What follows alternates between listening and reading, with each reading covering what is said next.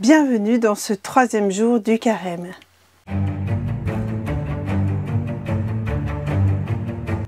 En 1290, les troupes lituaniennes envahissent la Pologne.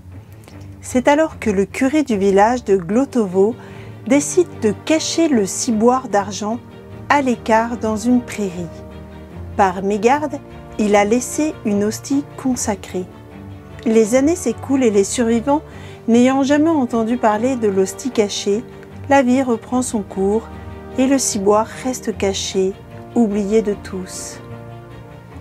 Un jour de printemps, un paysan marche d'un pas régulier derrière ses bœufs qui tirent la charrue pour le labour. Le soleil s'abaisse lentement à l'horizon en créant de longues ombres. L'homme lève les yeux et encourage ses bêtes qui montent avec effort vers le sommet de la colline. Après tant de travail, pense-t-il, nous aurons du pain. Quand soudain, la charrue s'arrête. Les bœufs tirent un bon coup et sur le côté se forme une grosse motte de terre. Les animaux s'arrêtent, pétrifiés. Le paysan, tout d'abord, s'impatiente et rabroue ses bêtes. Mais tout d'un coup, il remarque un changement brusque à cet endroit. Le champ s'est illuminé comme s'il était midi.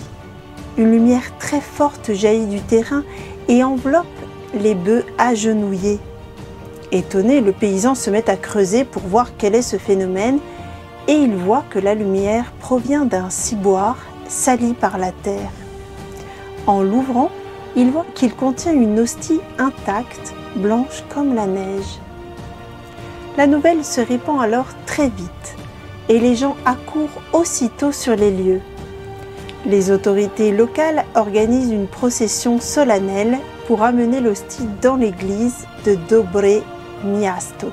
Selon une ancienne chronique, l'hostie est retrouvée d'une façon inexplicable de nouveau à l'endroit où elle avait été trouvée la première fois. L'événement est alors considéré comme un signe de Dieu et à l'endroit du miracle, on construit une petite église consacrée au Corpus Domini, le corps du Seigneur. La célébrité de Glotowo continue à grandir au XVIIIe siècle et on décide d'agrandir la vieille église médiévale qui fut consacrée par l'évêque Krzysztof Potok le 24 juillet 1726. Aujourd'hui encore, le sanctuaire du village de Glotowo attire chaque année de nombreux pèlerins qui accourent pour vénérer la relique de l'hostie qui reste intacte depuis 1290. Dans ce miracle, nous voyons que la création elle-même est sensible à la présence de son Dieu. Ce miracle se poursuit encore aujourd'hui puisque la relique, depuis plus de 700 ans, est intacte, malgré l'humidité et l'exposition à la lumière lors de la vénération. Les bontés du Seigneur ne sont pas épuisées, elles se renouvellent chaque matin. Et si nous parlions des freins à la sainteté? Quels sont les freins à notre désir de sainteté? Premier frein, les blessures. Il est vrai que les blessures peuvent être des freins.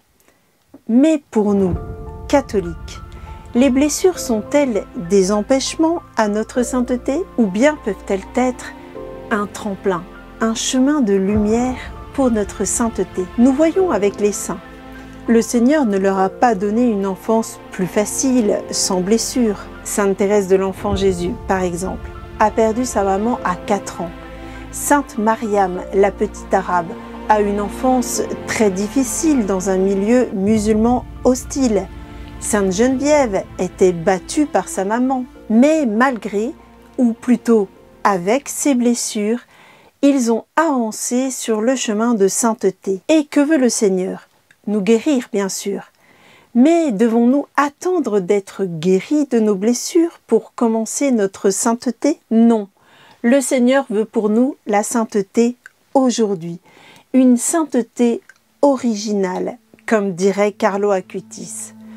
Tous naissent comme des originaux, mais beaucoup meurent comme des photocopies. Décidons-nous donc pour notre sainteté, une sainteté originale, différente de celle des autres, qui nous est propre, avec nos difficultés, nos blessures. Une sainteté qui ne correspond peut-être pas à l'idéal de sainteté que nous nous faisons, mais la sainteté qui plaît à Dieu pour nous aujourd'hui. Et ne l'oublions pas, nous sommes faits pour le ciel. Et là, il n'y aura plus de pleurs, plus de souffrances et plus de blessures. Alors choisissons la sainteté aujourd'hui. Deuxième frein, le découragement. La sainteté, c'est trop dur. Le kit sainteté de Carlo, c'est trop dur. Carlo était parfait, pas moi. Carlo disait, la sanctification d'une âme est d'abord et avant tout l'œuvre de Dieu. Il détermine selon sa volonté les aides qu'il dispensera à chacun d'entre nous. Or, dans l'usage que nous faisons de ces aides, nous avons une totale liberté. Nous pouvons en user, en abuser et en tirer profit à un degré plus ou moins grand. Nous en sommes les premiers responsables. En effet, la sainteté ne se fait pas à la force de notre poignet. Notre mission, c'est avant tout de laisser faire Dieu en nous. Et c'est ce que nous propose Carlo. Fréquenter Jésus à travers une vie sacramentelle intense, et le Seigneur travaillera la sainteté en nous. Comme dit saint Charles de Foucauld, être saint, ce n'est pas faire de grandes choses, mais laisser Dieu nous envahir totalement. Ou saint Jean Bosco, fais ce que tu peux, Dieu fera le reste. Carlo Acutis dira aussi, être toujours uni à Jésus. Voilà mon programme de vie. Vivre avec Jésus comme Carlo, et Dieu pourra agir en nous et façonner sa sainteté en nous. En pratique, n'ayons pas peur, avançons petit à petit. L'idée n'est pas de faire le grand écart d'un seul coup. L'objectif est de se mettre en route à la suite de Jésus. Pour faire un pèlerinage, par exemple, il faut juste avancer un pas l'un après l'autre jusqu'au terme. Pour aller à Jérusalem, on n'y va pas en claquant des doigts. Peut-être que certains sont plus avancés dans le pèlerinage.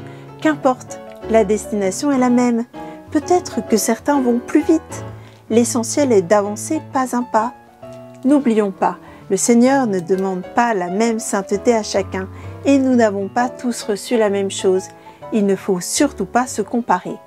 Pensez à un papa qui voit ses enfants. L'un est brillant et réussit tout. Son père est heureux pour lui. L'autre a du mal. Mais à force de tomber et de se reprendre, il avance et son papa est fier de lui.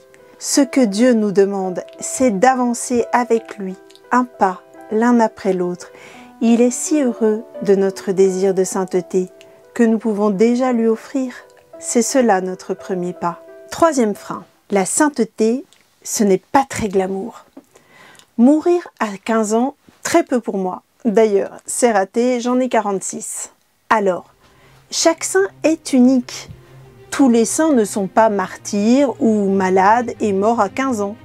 Non, Dieu veut faire en chacun de nous une sainteté originale. Et que disent les saints de la sainteté?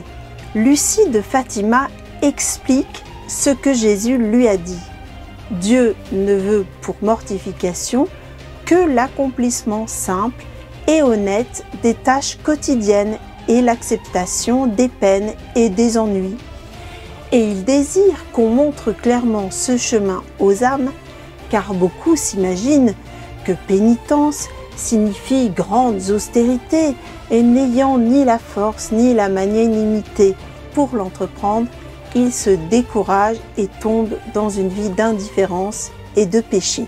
De la même manière, Sainte Thérèse de l'Enfant Jésus explique que la sainteté ne consiste pas à faire des choses extraordinaires, mais à faire des choses ordinaires avec beaucoup d'amour.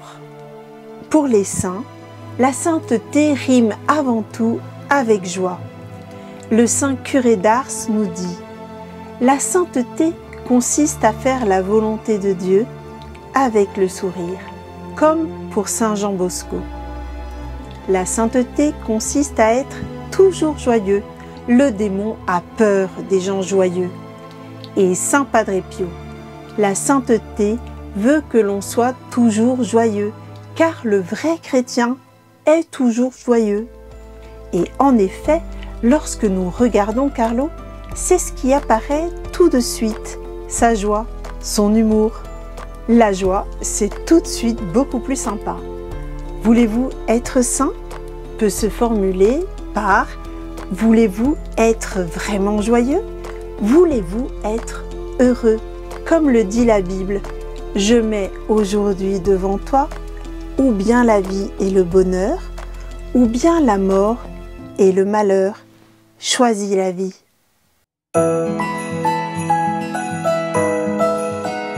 Aujourd'hui, vendredi, nous pouvons jeûner comme le demande l'Église. Si nous avons des difficultés à jeûner complètement, nous pouvons jeûner avec du pain. Nous pouvons aussi nous priver de dessert ou de café.